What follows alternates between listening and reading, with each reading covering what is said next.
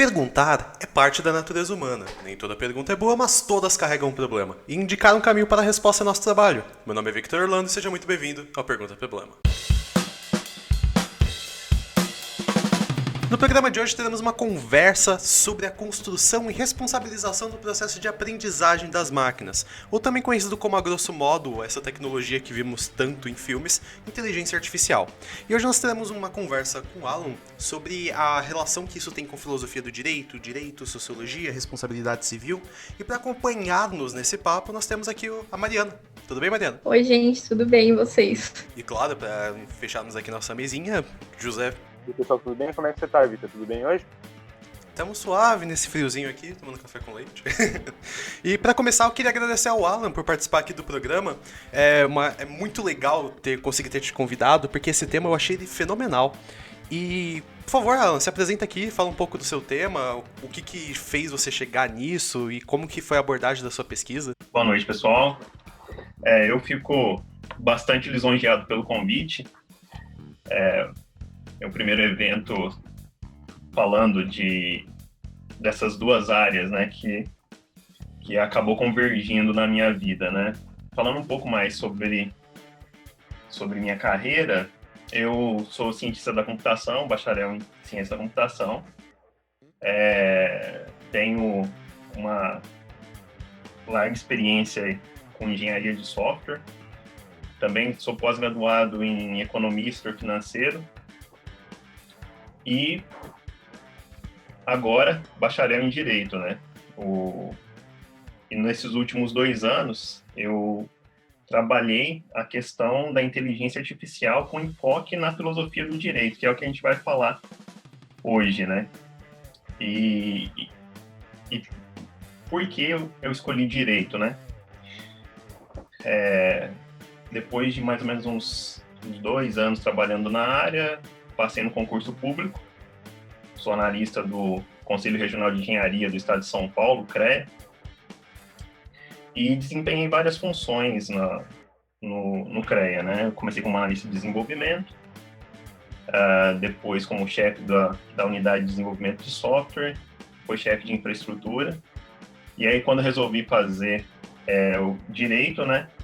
Como a gente tem essas possibilidades no serviço público, voltei para o meu cargo de carreira de analista, porque gestão e faculdade, por reuniões à noite, enfim, acabou que eu decidi por dar um passo atrás, mas um propósito de me aprofundar naquilo que eu acabei me apaixonando no processo da gestão pública, né? E quando a gente trabalha na gestão de um órgão público, o direito é uma interface necessária, né? Até uma das orientações, um dos princípios do direito administrativo, né, é a forma como um funcionário público tem de agir nesse espaço, né, que é só através do que a lei determina, né? E estar nesse ambiente, mesmo fora do direito, faz com que a gente tenha que lidar, né, com essa preocupação. E entre vários processos de aquisição, de licitação, discussões sobre especificações técnicas, acabou me despertando essa curiosidade, né, para me aprofundar mais na área. E aí resolvi fazer o curso de Direito. E, como era de se esperar, a gente acaba se encantando por outras áreas, né? Então eu entrei no curso com foco em direito administrativo, e quando tive filosofia do direito, ali bateu mais forte, né? E, por consequência, foi a área que eu escolhi para fazer o trabalho de conclusão de curso, né? Que é a análise justo-filosófica dos algoritmos de aprendizado de máquina. Eu fico particularmente contente de ter conseguido chamar o Alan, porque ele simboliza pra mim 3 coisas que eu prezo muito nesse programa que a gente tenta divulgar para as pessoas fazerem. Primeiro, uma questão de uma interdisciplinariedade, e eu não gaguejei, felizmente. Porque como ele já tem essa experiência em TI, a gente consegue ter um trabalho de uma vista, digamos, multimodal, que dá um enriquecimento maior para a vista. E um detalhe que dá um diferencial nesse episódio específico é que o trabalho dele já está concluído. E além disso, é um TCC. Normalmente, às vezes, as pessoas têm um certo preconceito com o TCC por... É aquela coisa, escolhe um tema qualquer, vai, joga, mas aqui é um caso que não. Aqui é realmente uma demonstração de que o TCC pode ser o primeiro passo para um desenvolvimento científico e acadêmico realmente proveitoso. Então, esse programa, a princípio, ele é um pouco diferente dos outros, porque a gente realmente pode caminhar para alguma conclusão, mas também para incentivar você aí, graduando, que está começando a pensar no seu tema de TCC, é possível ser o seu primeiro passo para avançar no mundo acadêmico. Eu não estou tentando dar lição de moral, veja bem, eu estou no meio da faculdade, mas a questão é tentar incentivar coisas boas. A Mariana está um pouco mais à frente, acho que talvez faz sentido, Mariana? Tem esse selo de aprovação? Não, fica claro, não, tem muito sentido, né? Tipo, e ainda mais no TCC, que a gente viu a banca do Alan, né? E pra mim foi incrível, não é puxando o saco, realmente, eu achei muito interessante. E assim, é muito legal quando a gente vê um TCC que a pessoa realmente se dedicou e, tipo, trouxe uma coisa bem diferente, assim, pro direito, pra gente que normalmente é muito só de humanas, ter essa perspectiva, tipo, de vários campos diferentes unidos, né? Que o conhecimento é isso, né? Tipo, não tem como a gente separar. E quando alguém junta tudo, melhor ainda. E uma coisa interessante é que eu, como nerd que sou, a gente pensa em inteligência artificial, a gente já vai remeter pra filme, série, literatura. E a primeira coisa que bate assim pra mim é quando a gente pensa no Asimov. Pra quem não conhece o Asimov, ele foi um importante escritor lá das 1950, 1960, ele se formou em física e escreveu diversos livros sobre robótica. Hoje a base que a gente tem criativa para muitas coisas acaba advindo dele. Tem até uma coisa curiosa, que nos anos 70 ele previu a internet. O cara, ele tinha uma genialidade de um nível fenomenal. E uma das coisas mais famosas dentro da literatura asimoviana, creio que seja assim, é principalmente a noção de cérebros positrônicos. A ideia do cérebro positrônico é um cérebro que tem a capacidade de emular as capacidades cognitivas humanas, ou seja, ele é capaz de aprender e desenvolver consciência própria. E a partir disso, a trama do Asimov vai se desenvolvendo, e tem uma coisa muito curiosa, é que para esses cérebros e para esses robôs, existem 3 leis, onde seria um robô não pode ferir um ser humano, ou permitir que o humano sofra algum mal. A segunda regra é que os robôs devem obedecer às ordens dos humanos, exceto no caso em que as regras entrarem em conflito, tipo um ser humano pedir pra bater em outro ser humano, não pode. E a terceira é que o robô deve proteger a si próprio, desde que ele não entre em conflito com as leis anteriores. E por que eu tô levantando isso? Eu acho muito interessante como nós trouxemos os episódios até agora, sempre demonstrando que a literatura ela acaba batendo na porta da realidade e dá uma possibilidade de a gente enxergar o mundo de uma forma diferente. Mas, principalmente, que não é bem assim que funciona na vida real. A gente não é exatamente assim da inteligência artificial que a gente vê, que vão dominar os seres... Não é do jeito que nós observamos, que eles vão criar independência, querer dominar a raça humana. E eu acho que para começar, eu queria pedir pro Alan dar essa introdução para os ouvintes e para os espectadores de como que é a inteligência artificial, como que ela funciona a grosso modo e como que ela se diferencia assim da ficção, das séries, só para tornar as coisas um pouco mais palpáveis para quem tá ouvindo o programa. Bom, a questão da literatura, né, e em outras mídias, quando se refere à inteligência artificial, realmente parte para esse viés de conflito, né? O Asimov é um exemplo interessantíssimo. Eu também gosto muito do Arthur C. Clarke, do 2001, como Odisseia no Espaço, né? Imortalizado na película do Stanley Kubrick. O Hal é um personagem bastante interessante, né? Mas a gente tem que, de certa forma, eu diria, a ficção faz com que a gente tema a inteligência artificial não pelas causas adequadas que a gente tem que temer a inteligência artificial. Por quê?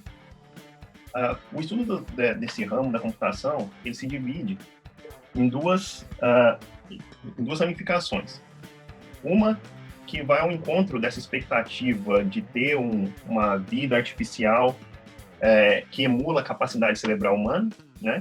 Que é, no caso, também conhecido como inteligência artificial forte. Essa, sim, teria essas características semelhantes à do Hall, de 2001, ao cérebro positrônico do Asimov. E diante dessa capacidade, né, de repente ele poderia ter conclusões sobre como interagir ou não com esse ser tão desprezível, né, partindo do pressuposto que ele vai crescer, enfim, né, se tornar tão grandioso que compartilhar os recursos com essa, entre aspas, raça inferior, né, não vai ao encontro das ambições e pretensões de um ser magnífico, né, uma coisa que a gente não consegue alcançar em termos de inteligência. Então, não que não exista linhas de pesquisa nesse sentido, existem linhas de pesquisa nesse sentido, inclusive com análise em âmbito filosófico para entender possíveis desdobramentos, e também essa inteligência artificial forte é conhecida como a singularidade, né, que seria o ponto de inflexão onde a inteligência cresceria de forma exponencial e seria capaz de se autorreproduzir de tal maneira que o nosso processo evolutivo não alcançaria a capacidade dessa singularidade.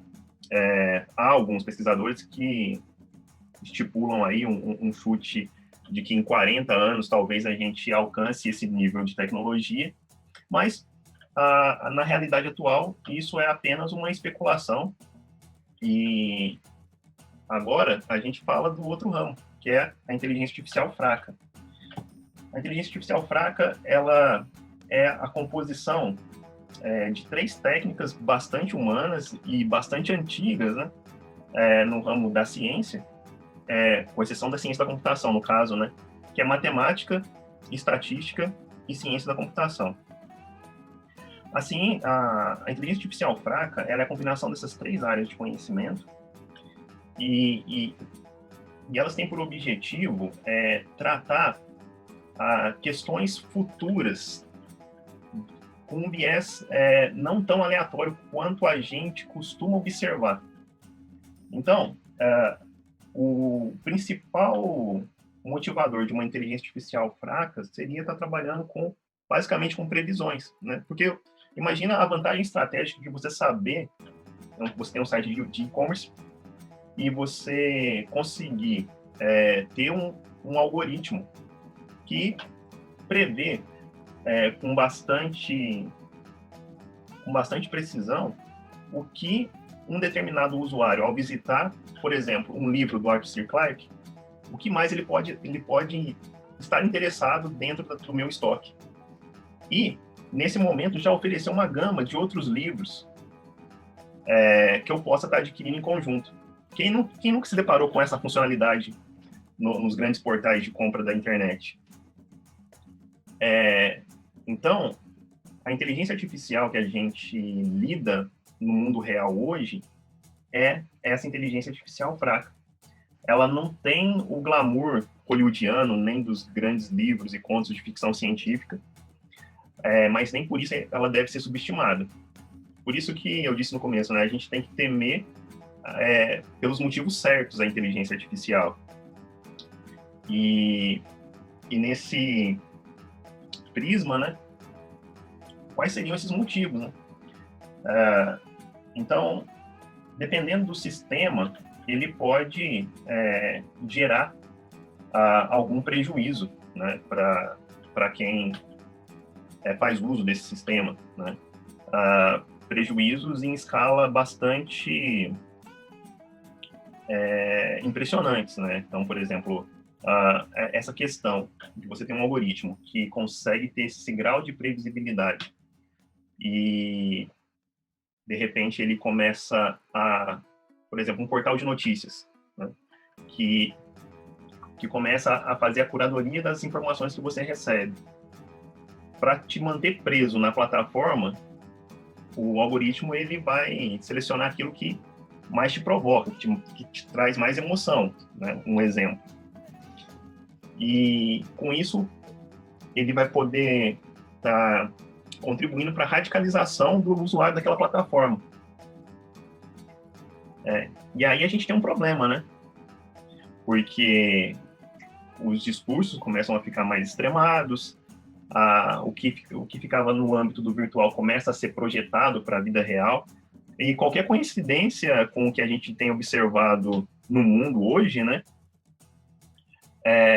não é mera coincidência, tem uma correlação muito grande como essas plataformas são elaboradas, né, e os objetivos, né. Então, assim, a gente pode não ter uma batalha como máquinas contra humanos, como em Matrix ou Exterminador do Futuro, mas a gente pode, na interação com a inteligência artificial fraca, como ela é hoje,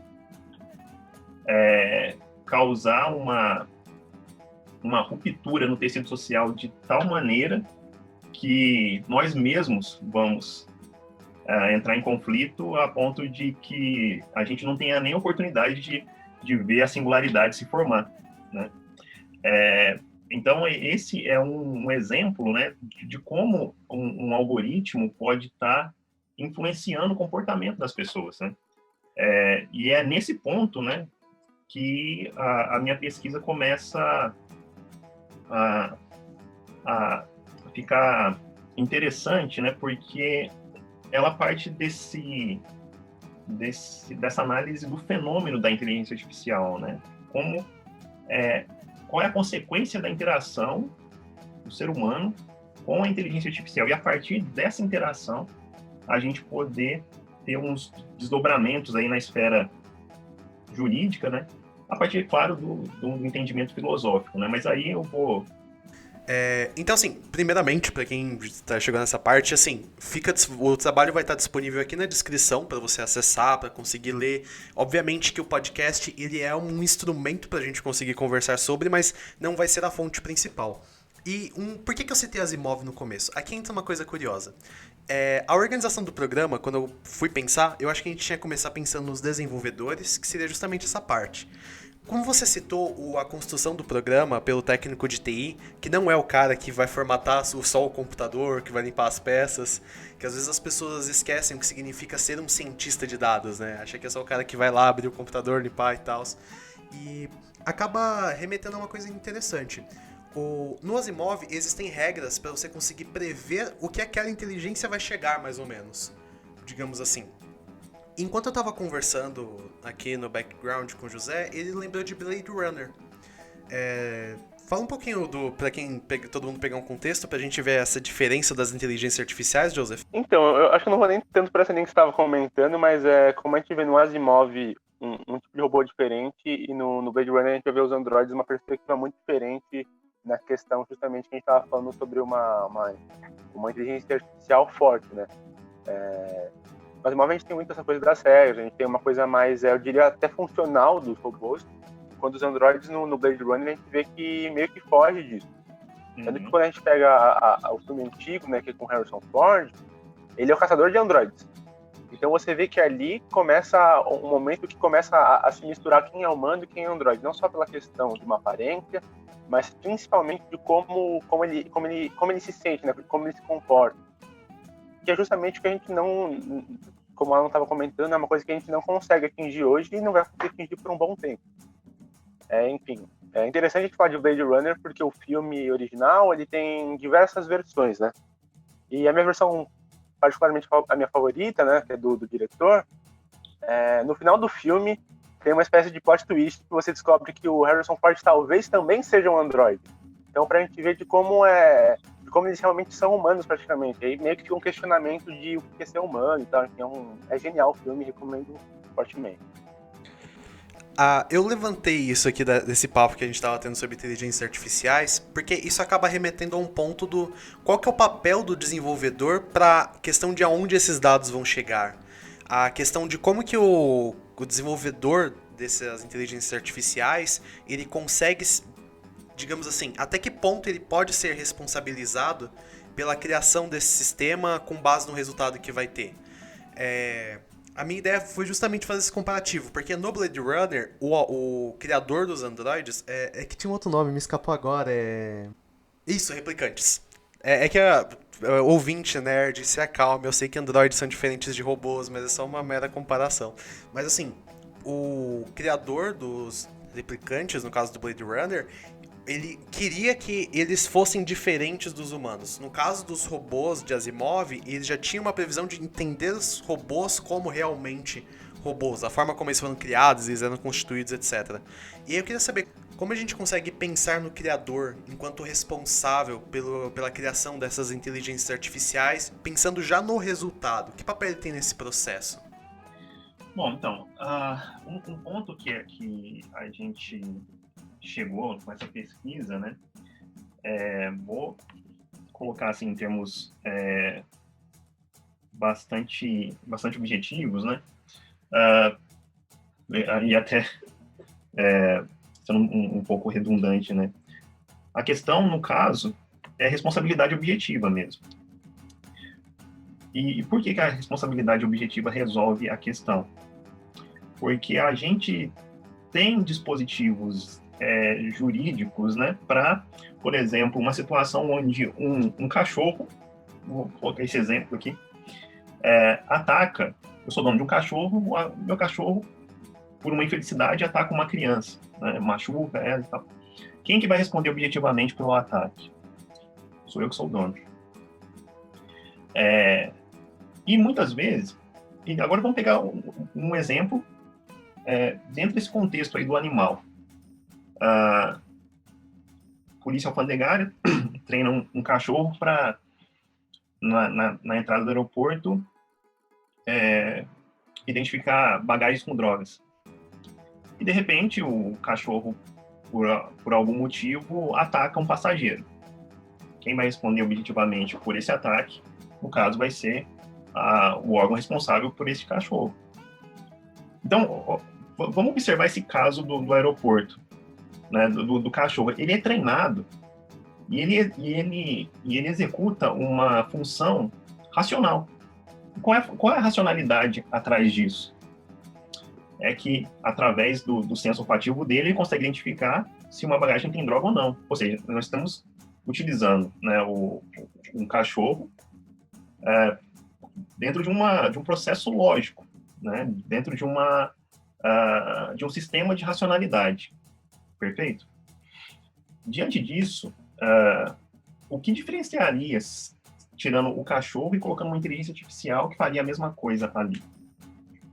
Então, quando a gente fala de responsabilidade em relação ao algoritmo, seja ele um algoritmo na esfera do software, né, ou um algoritmo embarcado num hardware, a responsabilidade é de quem lucra com aquilo. Né? Então, e até por isso a abordagem do fenômeno ela é importante para determinar, né, quem de fato é responsável por aquilo. Então, é o desenvolvedor que fez Não, é a empresa que contratou o desenvolvedor e ela que vai ser responsável por aquilo. O desenvolvedor teria como prever o resultado daquilo? Muitas vezes não, dependendo da especificidade técnica daquele algoritmo. Ele sabia que poderia acontecer alguma coisa? Todos sabiam, inclusive o CEO da empresa, né? Então, o que a gente trabalha aqui é a teoria do risco. Teoria do risco que incide sobre o negócio, né? Tem recall todo ano aí de carro, né? Não é porque o carro tem um risco de machucar o seu condutor, né, que a gente também não vai produzir carro. E nem imputar responsabilidade em cima do engenheiro. A gente vai em cima da montadora, né? Tanto é que ele já tem por padrão, essa política, né? Com a inteligência artificial, isso não pode ser diferente. Falando num escopo de aplicações em nível comercial, né? Falando em aplicações militares, aí a gente tem outros desdobramentos aí para poder analisar, né? Que vai na esteira de crimes de guerra, enfim, né? Mas mesmo assim, mesmo nesse contexto, quem tira proveito daquela ação, na minha análise, é o responsável por um eventual excesso, inclusive nesse cenário militar. Isso aqui tem um ponto interessante, que você citou no caso, o caso dos privados e dos militares. E que tem o caso dos públicos, que é uma das coisas que a gente... como você levantou no começo, sobre aonde que a gente tem que temer o uso da inteligência artificial. Para quem não conhece esse caso famoso que aconteceu nos Estados Unidos, existia uma inteligência artificial que alguns estados e alguns tribunais de justiça dos Estados Unidos eles adotaram, que ele servia para fazer uma espécie de cálculo de pena ou uma espécie de previsibilidade da periculosidade dos indivíduos. Isso até tem algumas séries que brincam com isso. Tem um anime no Netflix que chama Psycho Pass. E, se eu não me engano, tem também um filme que é de um livro do Asimov, que é a mesma ideia, que é um cara que ele prevê os crimes. Eu não tô me relembrando o nome dessa história agora. Mas o que aconteceu com esse software? Ele era um software de perguntas que as pessoas respondiam ele, e com base nas respostas foi se verificado que no final do processo as pessoas negras recebiam penas 90% maiores do que pessoas brancas.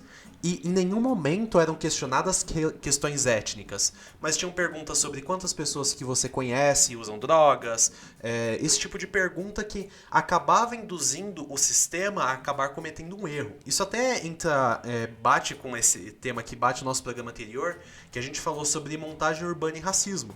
A gente vê como, às vezes, a falta de cuidado para se apurar e analisar esses dados acabam gerando coisas muito perigosas. E aí eu queria saber, com base na sua pesquisa, Alan, o que a gente consegue entender disso? Como que a gente tem que pensar essa situação? Obviamente que a gente não vai dar uma resposta no podcast de 40 minutos, mas é interessante a gente, pelo menos, levar para algum lugar, né? Bom, então, esse caso é um caso bastante interessante, né? Quando a gente faz uma análise da inteligência artificial com essa abordagem, inclusive é uma abordagem do Yad Havan, né, que é um pesquisador do MIT, inclusive, bastante conceituado, a gente analisa também, né, o processo de criação, né? Por quê? Muitos algoritmos, eles têm no seu processo de criação, você tem os dados de treinamento, né? E aí você separa em dois datasets, em dois grupos distintos de dados, né? O grupo A vai ser responsável por gerar os insights, né? Dentro do objetivo da proposta daquele programa. E a segunda base, né, que é a de teste, né? Ela vai validar qual seria a equação mais adequada, aquela que vai me trazer um modelo preditivo mais assertivo para poder atender a minha regra de negócio, né? E alcançar o objetivo da solução. Apesar da gente intuitivamente, né, auferir que a inteligência artificial ela seria eticamente neutra, ela na realidade ela não é. Então ela é influenciada pelo viés que tem na base de treinamento. Então, se o treinamento desse algoritmo ele tem uma base, né, histórica racista, ela vai reproduzir esse racismo numa automação em nível exponencial com uma eficiência terrível. Então, esse é o medo que a gente tem que ter da inteligência artificial, né? Dela ser uma máquina de opressão elevada à enésima potência. E tem tudo para ser essa máquina. E é esse o grande perigo da tecnologia. E uma vez que a gente tem essa clareza para observar esse pensamento, né, para observar essas consequências desse treinamento da base de dados, a gente precisa se preocupar bastante com o perfil do desenvolvedor, né? E até como estruturar esse processo de desenvolvimento, no sentido de ter conselhos de ética para observar esse processo junto com a equipe técnica. Porque a gente também tem, quando você não é afetado diretamente por essas mazelas que a sociedade insiste em reproduzir, você acaba não dando tanta bola para determinadas nuances no seu processo criativo, né?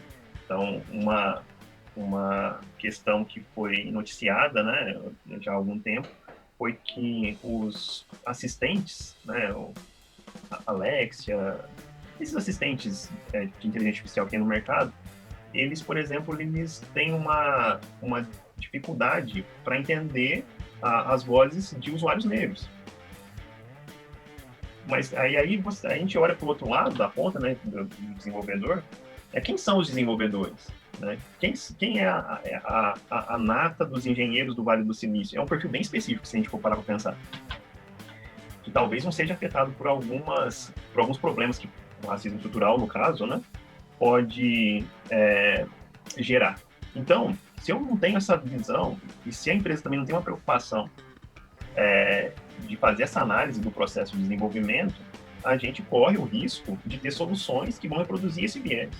No caso comentado aqui, fica claro, né, que é um processo de automação de um processo já de repressão, né, que vem se arrastando, né, e agora está num nível, né, de automação extremamente cruel, né. É esse o medo que a gente tem que ter realmente da inteligência artificial, dela se prestar o papel de ser um motor para estabelecer políticas públicas, enfim, coisas que a gente deveria superar como sociedade, de automatizar e por trás dessa automação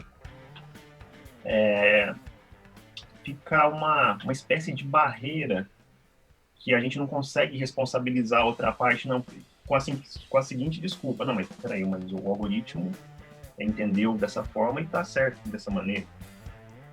Outra notícia recentemente que algoritmos de reconhecimento facial, a taxa de erro para a identificação de criminosos, né, isso aconteceu nos Estados Unidos, negros, é altíssima, né? Então, muitos cidadãos que foram abordados com esse sistema foram presos, mas não tinha nenhum histórico de envolvimento com crime, nem nada disso, mas o algoritmo falou: não, você é imputado um crime para a pessoa lá. E aí, inclusive, saiu até pronunciado no link do Estadão essa notícia. Então, é esse tipo de situação que a sociedade, né, tem que ficar atenta, né? E é o tipo de situação que é mais urgente nessa questão. Como a gente tem o direito, né, por concepção, ele vai estar sempre um passo atrás da sociedade, independente da área, né? De repente, o que não era crime ontem, hoje passa a ser um crime. Com a inteligência artificial, não é diferente. É um mundo muito novo, de atualização muito rápida. E um ponto que o trabalho traz é observar essa problemática através de uma lente fortemente principiológica, que seja capaz de utilizar os institutos que já estão disponíveis para a gente conseguir resolver uma questão jurídica envolvendo a inteligência artificial. Então, pegando uma responsabilidade objetiva, né, analisando através da teoria do risco, a gente consegue, né, formular um raciocínio, uma tese jurídica para atender um cliente que foi, né, prejudicado, né, falando numa abordagem mais operativa do direito, né, ou se não, em termos acadêmicos, que também é extremamente importante, do direito estar lá no campus da tecnologia da informação, que tenha pesquisas junto com a turma de sistema de informação, né, junto com a ciência da computação, para que possa conjuntamente, né, analisar não só no aspecto técnico, porque o engenheiro, né, ele acaba tendo um direcionamento acadêmico extremamente técnico e aí falta um complemento, né, nessa questão filosófica, sociológica, comportamental, que muitas vezes, né, e eu não digo não só o direito, né, mas a psicologia também, enfim, juntar as áreas para pensar esse problema novo, né? Trazer novos olhares sobre a questão da inteligência artificial. Então, o ponto do meu trabalho foi fazer uma pesquisa e que acabou encontrando, né, pesquisadores preocupados com essa dinâmica de como encarar essa tecnologia, né? Tanto no âmbito no âmbito operativo do direito, quanto no âmbito acadêmico. Porque o que é pesquisado hoje, amanhã vai estar no nosso bolso, né, igual o smartphone, né, que está em todo lugar. E como isso quais são os impactos disso para a sociedade, né? E como lidar com os desdobramentos disso. Eu acho que esse é o ponto da contribuição desse trabalho, né? Que eu gostei muito de fazer. E é muito interessante porque conseguir fazer uma análise, inclusive da perspectiva kantiana, né, que também estabelece, respondendo aquela questão do quando não se prevê, né, o desdobramento da ação de um algoritmo, né, e dentro dessa visão, o algoritmo, partindo do princípio que é a junção desses três ramos, né, matemática, estatística e ciência da computação, ela é uma expressão de racionalidade. Na definição kantiana é coisa, porque você não consegue imputar uma concepção, um produto de racionalidade por si só, né? Então já estaria classificado como coisa. E, claro, a partir desse raciocínio e também da análise técnica do processo de construção, até chegar no olhar do fenômeno da inteligência artificial como o ponto para a resolução de conflitos e focar nessa questão do fenômeno, né, do fato que gera a partir da interação, eu acho que é uma ideia muito interessante, inclusive hoje, né, com a Lei Geral de Proteção de Dados também, vem mais um instituto para ajudar, né, na resolução de problemas, né? Inclusive tem até um artigo na Lei Geral de Proteção de Dados, se não me engano, 22, mas eu preciso confirmar, que fala sobre decisões automatizadas. Se o usuário for prejudicado por uma decisão automatizada, ele pode solicitar a revisão dessa decisão que me prejudicou, né? Enfim, É que você tocou num ponto muito interessante, que é uma coisa que em todo programa a gente vai acabar falando. Direito não é a resolução de todos os problemas da humanidade. E eu acho que muito da origem desse problema futuro, que nós já temos hoje em parte, mas que pode vir a piorar no futuro, acaba sendo, às vezes, essa dicotomia que a gente faz entre ciências exatas, ciências humanas, e acaba ficando uma coisa meio estranha na formação intelectual, que você não consegue ser sensível para as questões sociais que estão acontecendo e que às vezes não são propositais. Assim, nos Estados Unidos tem realmente muitos problemas quanto à justiça, quanto a realmente um racismo estrutural com a polícia, mas eu acho que esse programa em específico, eu acho que foi realmente uma falta de sensibilidade, de tato na formação, de fato, porque não teve nenhuma questão diretamente com isso. E aí é aquela coisa, é importante a gente ter sempre esse raciocínio, e até por isso que a gente aqui no programa sempre tenta trazer pessoas de uma multimodalidade, digamos assim, para tentar trazer esse raciocínio um pouco mais aberto para outras áreas. Às vezes a gente se fecha muito no direito, e a solução aqui, eu acredito, pelo menos, posso estar enganado, discordem, até pode ficar uma conversa interessante, mas eu acredito que a gente primeiro tem que partir de uma mudança cultural, de entender melhor a formação das ciências, e juridicamente a gente tem que pensar nisso também, mas não jogar para o direito e falar, cria a lei e resolver os problemas magicamente. Eu queria saber a opinião de vocês e a gente também já caminhar para uma conclusão desse episódio. E eu queria saber a opinião de vocês e para fechar, eu queria saber da sua opinião, Alan, sobre como que a gente juridicamente, que no caso seria o foco do programa hoje, Como que a gente tem que pensar no futuro das máquinas? Eu acho que o que o Victor comentou me lembra muito a minha primeira reação quando me falaram de Kelvin. Assim, quando eu soube que o nome do livro era Teoria Pura do Direito, e comentavam como ele não gostava dessa coisa de interdisciplinas e tal.